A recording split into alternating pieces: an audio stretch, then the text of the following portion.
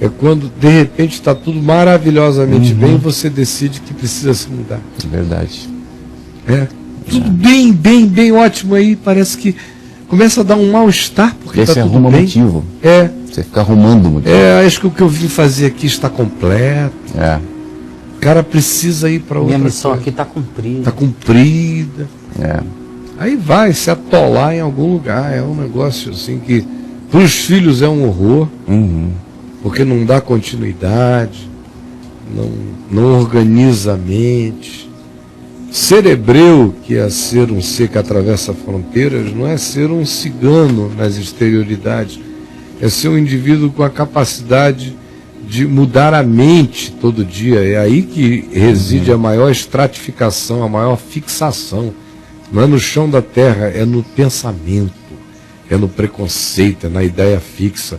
É aí que a gente tem que ser hebreu, renovar a mente e armando a tenda na direção do chão da verdade cada vez mais claramente.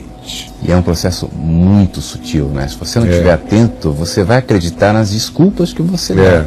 É isso, é aquilo, ou a missão está cumprida, ou a missão está se cumprindo, se fica tornando muito comprida, não cumprida, mas comprida. E aí você vai arrumando justificativas, mas é muito, muito, muito sutil. Se você não enxerga com clareza e não joga a luz, e em um determinado momento fala, não, sou eu, sabe? Eu vou entender, o problema está em mim, sou eu. Se você não fizer isso e não criar essa ruptura, você vai atrás das sutilezas até tarde demais perceber que poderia não ter sido assim, né? Eu vivi uma experiência desse tipo, de desconforto e desassossego e uma resfolegância para mudar geograficamente, quando somaram-se vários traumas da minha vida no ano 2000, quando a Adriana e eu saímos da casa onde estávamos morando na região dos Lagos, em Niterói, e mudamos para Copacabana, para o apartamento que era do avô dela e é uma herança da mãe dela. Porque a vida estava tão apertada, nós não tínhamos como continuar bancando onde morávamos e também estávamos iniciando o Café com Graça, que ficava do outro lado da Baía de Guanabara, em Copacabana, e eu não estava com energia para atravessar de Itaipu para Copacabana 5 vezes, 4 vezes na semana, muito menos todo dia, para ir ao Café com Graça. E foi uma coisa que eu ganhei, eu fui quase forçado a começar, e pelas circunstâncias assim, e pela insistência do meu paizinho, de modo que eu digo, só mudando lá para o lado, e nós mudamos. Era uma economia, era uma necessidade, e era um conforto para o trabalho. Mas eu tinha um trauma de Copacabana, de quando eu mudei para lá aos 10 anos de idade, vindo de Manaus, circunstâncias muito difíceis, com a família toda se desagregando, meu pai se desmantelando, 1964. E eu fiquei traumatizado com Copacabana. Depois eu voltei a morar em Copacabana sozinho, no tempo da Academia Grace, e um tempo com o meu amigo Arthur Vigílio Neto, e depois na academia. E também eram lembranças que tinham coisas muito engraçadas, interessantes, que foram e serão engraçadas para sempre. Mas algumas lembranças muito de treva na minha vida. Eu não tinha ainda conhecido o Evangelho. E de modo que eu estava de volta a Copacabana, que era um lugar que eu não gostava. As associações não eram legais, eram muito mais fortes do que eu imaginava que fossem na minha mente. Eu fui morar lá, na pior rua do bairro, na mais barulhenta, num dos lugares de muvuca, assim, mais, não diria que é a pior rua, mas é a pior sequência de rua do bairro. Tem cantos mais complicados, mas ali é um fluxo que você tem 15 minutos de silêncio do dia, assim, entre 4h45 e 5 horas da manhã faz 15 minutos de silêncio. O resto é um bonde o tempo todo passando, um ronco. E eu, acostumado a morar em casa a vida inteira, a ter o meu gramado, o meu canto, o meu jardim, minha aguinha, meus peixinhos, tudo sempre tinha sido assim. Estava eu agora, de repente, na meia idade, num lugar que eu menos queria dos que eu conhecia, me sentindo mal num apartamento, que eu não, sempre detestei apartamentos, E me dava uma necessidade absurda de ir para Manaus, não para a cidade, mas para o meio do mato. E eu pegava a Adriana quase todo mês. E a gente passava 10, 15 dias lá no mato, de 2 em 2 meses. Nós íamos demais para a mata. E eu dizia para ela, eu não quero voltar. Eu queria botar uma internet aqui, fazer isso, uma casa na beira aqui do Rio Urubu, e me conectar com o mundo. O site eu faço daqui, a gente visita as crianças, já estão todos criados, eles vêm aqui, a gente vai lá, mas eu não quero, eu preciso de natureza, a Copacabana está me sufocando. O que me salvava, além dela, que era a minha salvação humana, relacional, ali os meninos, os filhos, tudo, era o mar, onde eu nadava todo dia, uns 4, 5 quilômetros, voltava renovado. Era a natureza que me renovava.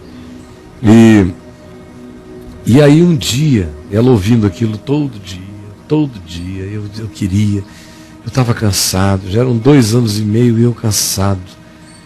E aí um dia, a gente voltou de lá da floresta e eu estava tão nostálgico de ter voltado para aquele bonde. E que eu falei, ai meu Deus, tudo que eu queria era voltar lá para a nossa torre na floresta. E morar lá. Uma torre que papai tinha feito. E está lá até hoje. Toda de madeira, linda. E aí ela disse, por que você não traz tudo isso para cá? Por que você não traz? Porque na realidade não é a torre, não é o Monte Sião, não é o Rio Urubu, não é a prainha, não é o peixe, não é nada disso. É só uma resolução do seu coração de não fazer esse movimento de perdoar Copacabana, de acolher Copacabana, de ser generoso com Copacabana, de ser gracioso com as circunstâncias, de ver toda a graça de Deus nos salvando nesse aperto. Então, faça isso. Você tem os recursos interiores para fazer. E você vai ver como Copacabana vai mudar.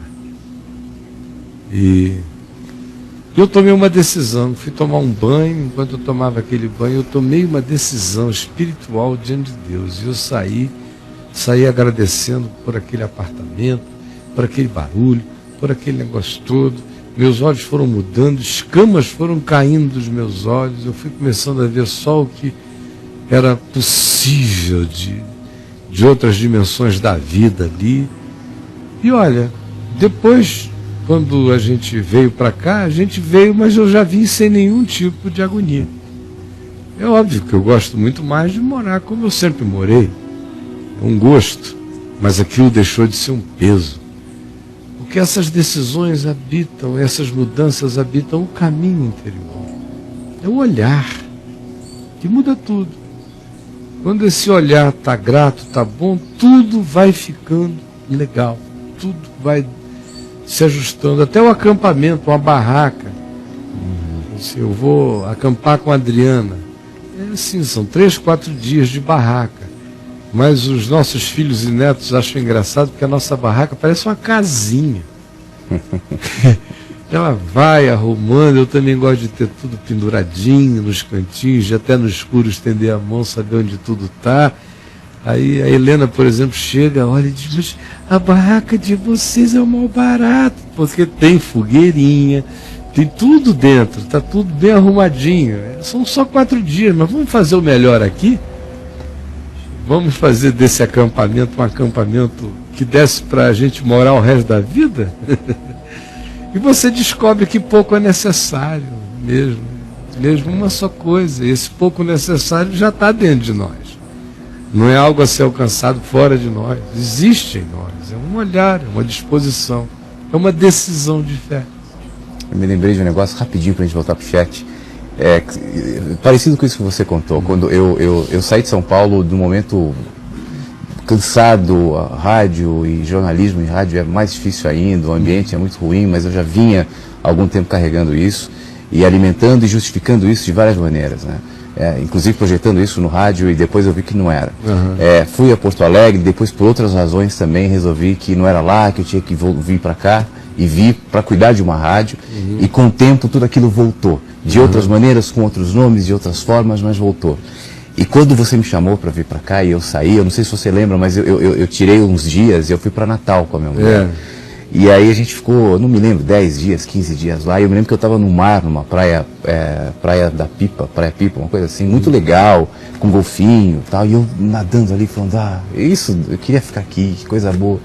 E eu me lembro que aí eu orei, me veio isso de uma maneira muito forte, assim, eu pedi para que Deus colocasse todo aquele mar, toda aquela natureza, tudo aquilo de bom no meu coração, para que aquilo morasse em mim, e não que eu precisasse morar lá para que aquilo existisse para mim. E isso fez uma diferença muito grande, assim, eu sempre me lembro dessa oração, eu sempre me lembro disso, de que o mar, os golfinhos, a praia, o sol, a Amazônia, tudo mora na gente, assim como toda angústia, todas as trevas, todo o trânsito de São Paulo, também mora na gente. E quando a gente descobre isso, a diferença é incrível. Muda Muda tudo. Tudo. Braulio.